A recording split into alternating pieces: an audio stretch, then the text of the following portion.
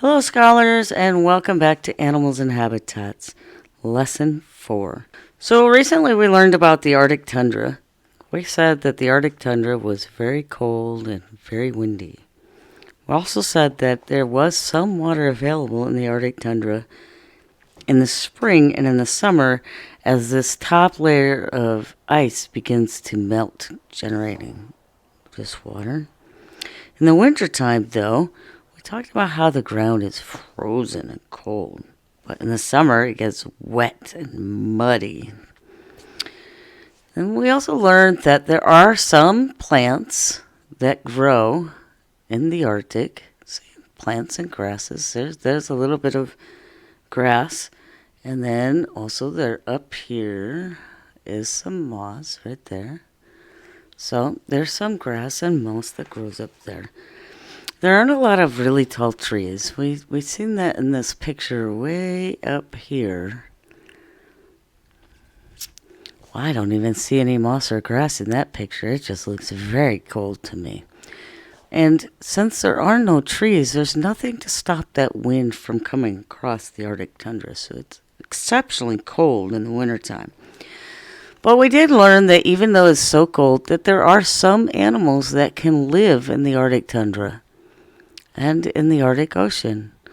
So right here, we're going to see this map right here. And we remember that the Arctic is above this highlighted yellow line. All of this space up here is the Arctic. And the Arctic Ocean is going to be the spaces right here where there's not land, it's just water. That's what an ocean is. And I'm going to actually show you that on my map right here. So this is the continent of, yep, that's right, North America right there. If you look up here, do you see right here where it says Arctic Ocean? All of this is the Arctic Ocean. So the Arctic tundra has to be where there is land mass. You have to have land. Okay. We learned about some animal adaptations, some ways the animals can survive in this frozen Arctic tundra, like the muskox and the wolverine. We also learned about the caribou, or reindeer as many people call them. Okay. We learned that some adaptations that these caribou have were their hooves. So their hooves allow them to walk on that slippery, cold snow. We also learned about this Arctic fox and some of his adaptations. For one thing, he's white.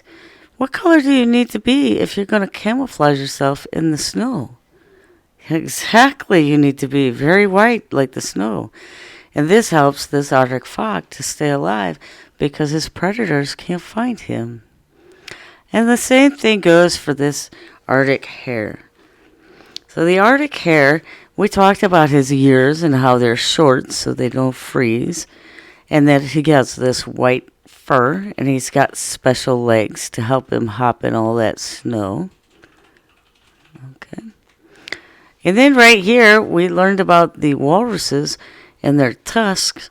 Their tusks help them get up out of that very cold water. But we also were talking about their blubber. Their blubber keeping them warm, and their fur keeping them warm while they're in that water. And the seals, too, look, they have a lot of blubber so that they can stay warm. And this polar bear, not only does he have a lot of blubber, he's got a lot of fur. Wouldn't you like to have a nice fur coat like that in the wintertime? I know I would. So, and those are some of the adaptations that these animals have to stay alive. Once we left the Arctic tundra and the Arctic Ocean, then we went on to the Sonoran Desert. Here we said, it is hot and sunny here. It's very, very dry. This is sandy, and there isn't much water in it. We did talk about some of these grasses and things that can have adapted to living in the Sonoran Desert. We showed that the Sonoran Desert, although there's many different deserts, we're just choosing to look at the Sonoran Desert right now, is on the continent of North America. Right here, where it's very yellow. So here we go. Pictures of it. We learned that the cacti can live in the desert because it soaks up lots of water and holds on to it whenever it does rain. We also learned that cacti was plural for cactus. So to be cacti, how many should there be? Plural means more than one. So then we learned about some of the animals that live in the Sonoran Desert and plants. We learned about this little Gila woodpecker, and we learned about this elf owl and the desert cottontail. Plus, we learned about the coyote. So let's imagine that this desert cottontail was all white. How fast do you think the coyote might catch the desert hare if he had white fur? You're absolutely correct. It would be much faster than it would be if his fur was brown and he blended in with the sand. Plus, he has these long ears. And these long ears help him to cool down. He doesn't pant like a dog, so he has to have a way to cool himself. And they work like giant sails, except they catch the wind and it allows him to cool his body. So one of the ways that we talked about how these Arctic animals survive in the desert is that many of them are nocturnal. And that means they seek shelter and sleep during the day, and they get out at night when it's a little cooler and do their hunting. So that's what nocturnal is. Today, you're going to learn about another habitat called a grassland habitat. There are many grassland habitats in the world, but you're going to learn about one particular one, the East African savanna. The word savanna is another word for grassland. So right here, we're looking at this continent right here. Can you remember what this continent is called? I hope you said Africa. So the East African savanna is right here in this yellow zone. And if you're in North America, like we are, particularly here in the United States, if you're in the United States, you have to go all the way across this ocean, all the way across to get to the East African savanna. If you're looking at a flat map, let's see if we can see that on here. So here we are in the United States. This is the continent of North America right here. Here we are in the United States. So if I could show you a round Earth, gotta remember that the Arctic tundra is way up here. The Arctic Ocean is over here. And the Sonoran Desert is right in this general location. Listen to find out how the East African savanna may be the same and or different from the Arctic and the Sonoran Desert habitats. Remember, a habitat has to have what? 3 things. I hope you said water, food, and shelter. Rattenborough, your interpret, or fearless adventurer here, to show you something a little different.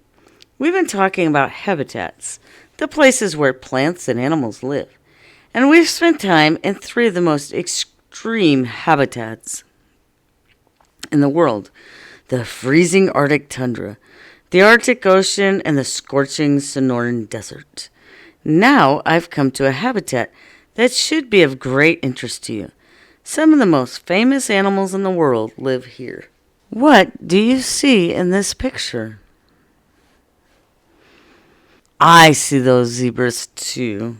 Yes, I see them. Welcome to the East African savanna. Savanna is another name for grassland, a wide, open, vast stretch of grassland-covered land. You know you're in the grassland when there's a lot of grass around you, but not many trees or bushes. The East African savanna has very warm weather all year round. However, it only has 2 seasons, the rainy summer and the dry winter. The plants and animals that live here have had to adapt to these two very different kinds of weather in the summer and winter. Luckily, I brought my umbrella in case it starts to pour. Boy, I can barely see a thing in all this tall grass. There's so much of it. As the name grassland suggests, grass is the most important plant growing in the savannas. The grasses are very hardy, which means they can survive through tough conditions of their habitat, long spells of dry, hot weather, as well as heavy rainfall and flooding. The grass has adapted to these conditions by growing very deep roots. Even if the grass above the ground is destroyed, the roots underground survive and the grass can grow back. This grass grows very quickly, as much as an inch per day. The grass in your backyard might take a whole week to grow an inch. So which one grows faster? The grass in the savanna or the grass in your backyard? Yeah, definitely the grass in the savanna. Yikes! I'm surrounded by hooves. That's because the grass is food for many of the larger animals, like elephants, zebras, and gazelles and antelopes. They chew on grass all day long. I don't think grass is all that tasty, to tell you the truth. But these animals depend on the nutrients in the grass to survive. It's all they need to eat. So we talked about carnivores. Carnivores are meat eaters. They like to eat rabbits, birds, and rats. Sometimes they like to eat hot dogs. And we talked about herbivores being plant eaters. I like to refer to herbivores as vegisauruses. They only eat plants and grasses. And then we talked about omnivores. Omnivores eat both plants and animals. So, what do we call all of these animals who eat only grass? I hope you said herbivores. I hope you did. It would seem that because so many animals eat the grass in the savannas every day, there wouldn't be very much grass left after a while. But remember that this grass grows back very quickly, so there's usually plenty for the different herbivores, like zebras and antelopes, to eat. Aw, he's cute. Grass is not the only important source of food in the savanna. Many animals get their meals from acacia tree. Giraffes, with their long necks and tongues, are able to eat twigs and leaves from the very top of the acacia trees. Not only are giraffes' tongues long, but they are also very tough. It is a good thing, too, because the twigs of the acacia trees are covered with sharp thorns that the giraffes eat along with the twigs and leaves. So, describe this giraffe, because they eat plants like the acacia tree. Are they omnivores? No. Are they carnivores? No, they don't eat meat. Are they herbivores? Yeah, good deal. Elephants eat grass, and they like acacias too. They rest in the acacia shade, and they eat the acacia leaves, branches, and seeds. They even like to strip off the bark and chew on it. Elephants eat grass and parts of the acacia tree. Are elephants carnivores, herbivores, or omnivores? I hope you said herbivores. Good job. I think this acacia tree might be great to climb to get a better look at the savanna. But don't forget that it's covered in prickly thorns. Ouch! The thorn on the acacia tree are very small and sharp. Acacias have adapted well to their habitat. Acacias have small leaves that don't dry out as quickly as larger leaves would in the dry, hot months. The roots of a acacia tree grow very deep into the ground, which allows them to collect water from far underground where there is not much rainfall. And their sharp thorns help to keep some animals from eating too many branches. These trees are right at home in this habitat. Animals living in the savanna have adapted to their habitat in many ways. Some animals, like the giraffes, have long, powerful legs, so they can quickly run away from predators, animals that hunt and kill other animals. Their long legs also help them to travel long distances searching for food. Can you imagine a rat like me keeping up with a giraffe or a zebra? Not a chance. Now, there's a little bird that's been sitting on the giraffe the whole time I've been watching. This is an oxpecker. Oxpeckers perch on the backs of large animals. This oxpecker will use its sharp claws to hold onto the giraffe, who will hardly even know it's there. The giraffe and the oxpecker coexist. The oxpecker feeds on the fleas and ticks living on the giraffe's body and warns the giraffe of any predators that might be trying to sneak up on it. In turn, the giraffe will let the oxpecker live on its back and provide the oxpecker food, fleas and ticks, shelter, and protection from predators. The oxpecker will spend most of its life on the giraffe's back. What a partnership! So here I am, back in all this tall grass, and I bet you recognize the black and white stripes of the zebra I've just run into. Zebras are specially adapted to living in the savanna. They have strong, long legs that make them very good at outrunning lions and other predators. And the stripes on the zebra's legs and body don't just make it look pretty. They camouflage the zebra against the grass so that predators can't see it. Zebras eat the grass on the savanna, so they are herbivores. What does camouflage mean again? Yeah, right. Yep, you're right. It means that it's hiding him, right? Over there, I can see the largest land animal in the world. Can you guess what it is? This African elephant is very big and eats up to 400 pounds of trees and grasses every day. That's about the same amount as the weight of 9 first graders. African elephants are adapted to the hot weather in the savanna. They have huge ears that flap like fans to stay cool and keep away bugs. They also have thick skin that protects them from branches and thorns. Do you see the trunk on that elephant? The elephant uses its trunk for all sorts of things. The trunk is, of course, the elephant's nose for breathing and smelling, but the trunk is also used like a hand for lifting things, gathering food, and even holding on to other elephants' tails. Baby elephants, or calves, use their trunk to grasp other elephants' tails to keep them from wandering away from the rest of the herd and getting lost. Elephants also use their trunks to drink water. They suck up the water with their trunks, and then they put the water from the trunk into their mouths. They also use their trunks like a hose for showers and playtime. These animals are lions. Lions live in groups called prides. The females, or the lioness, do most of the hunting. They are carnivores that hunt zebra, elephants, and all kinds of other savanna animals. Most groups of lions have just 1 or 2 male lions. The male lion is huge and incredibly strong. It has a furry mane and powerful jaws and fearsome claws. Unless the lion meets a stronger lion, no other animal in the savanna habitat can match the lion's strength and power. Animals that are hunted by predators are called prey.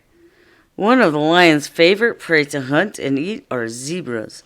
Zebras try to use the camouflage of their stripes to hide in the grasses of the savanna so the lions will not see them. Up at the top of this tree, I can see and hear birds that are waiting for the lions to finish eating so they can have dinner.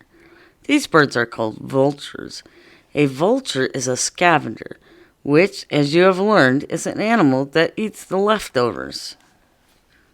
Are you a scavenger?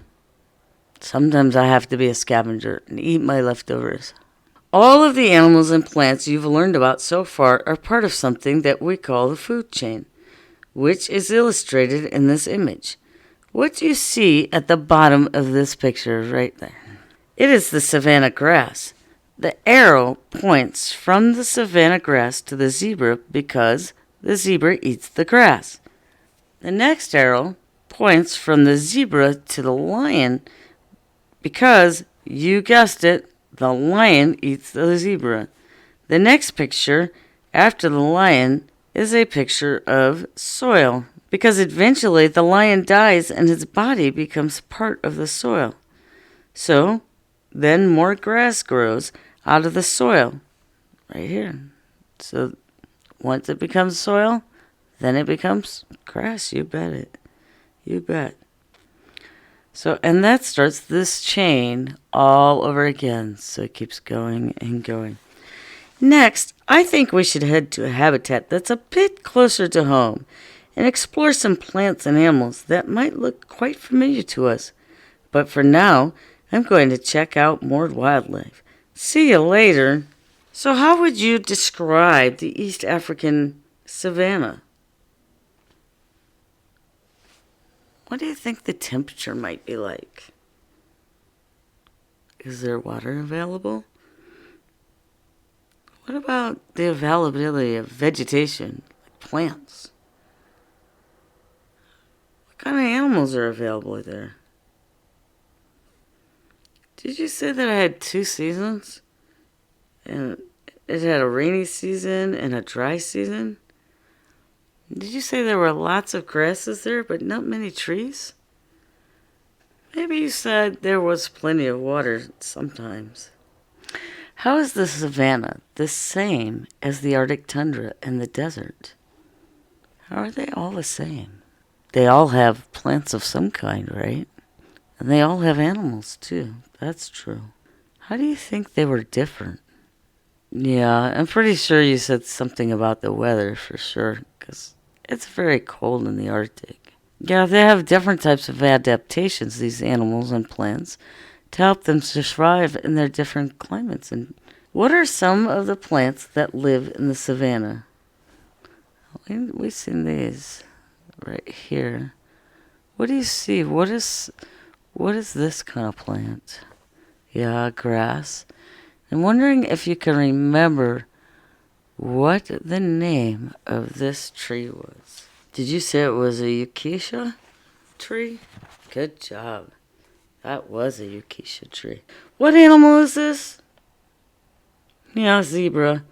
How are zebras adapted to living on the savanna? Yeah, they have very long legs, right? So they can run fast. And their stripes act as camouflage. What animal is this? Did you say an elephant? How are the elephants adapted to living on the savanna? Yes, this skin is very thick, and it does help to protect them from the sun and the heat. Right, yes, they do flap their ears around like fans. Can you imagine when it gets hot out if you could just flap your ears and be nice and cool? That would be awesome. So let's see. What kind of animal is that guy? Yeah, it's a giraffe. How have giraffes adapted to living on the savanna? Did you say he has a long neck and tough tongues and even longer legs? Good job. Here we go. How do the oxpecker and the giraffe coexist? How does the oxpecker and the giraffe coexist? So what? Yes, the oxpecker lives on the giraffe, but how does that help him? It does help the oxpecker because he gets safety and security of having a nice home to live on. It also helps the giraffe because the giraffe gets all the bugs and ticks and fleas and removed off him because the oxpecker is eating them. Would you like to have fleas crawling on you? I didn't think so. All right, in this read aloud, you heard The acacia tree is covered in prickly thorns. Say the word prickly with me. When something is prickly, that means it has lots of sharp points on it. Pine trees can be very tricky, so you need to handle them carefully. The desert cactus you learned about might be prickly. Can you think of anything else that might be prickly? Ask your mom and dad or your caretaker if they think what you were thinking of is actually prickly. So I'm going to name several items. If the item is prickly, you're going to say, that is prickly. If the item is not prickly, say, that's not prickly. A pillow. No, that's not prickly. A rose bush. That is prickly. A beard. That is prickly. A blanket. That's not prickly. A brush. That is prickly. A chalkboard. That's not prickly. A porcupine. That is prickly. Well, thanks for joining me again today for Animals and Habitats Lesson 4A. Have a nice day. See you tomorrow.